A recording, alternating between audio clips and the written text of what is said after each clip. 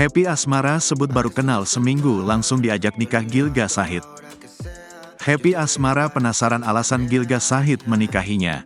Lantas Happy asmara mempertanyakannya ke Gilga Syahid, yang diakui sang biduan baru seminggu kenal. Gilga Syahid pun tidak sungkan mengungkap alasannya menikahi Happy asmara ke publik. Padahal baru seminggu kenal, Gilga Syahid mengaku langsung menikahi Happy asmara.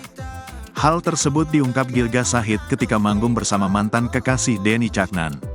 Mulanya, Happy asmara dikenalkan sebagai istri ke penonton. Lantas, perempuan 24 tahun ini bercerita bahwa cinta sejati akan datang tepat waktu. Pasalnya, ia baru mengenal Gilga Syahid selama seminggu sebelum akhirnya dinikahi. Untuk perempuan semuanya, memang cinta sejati itu akan datang pada waktu yang tepat.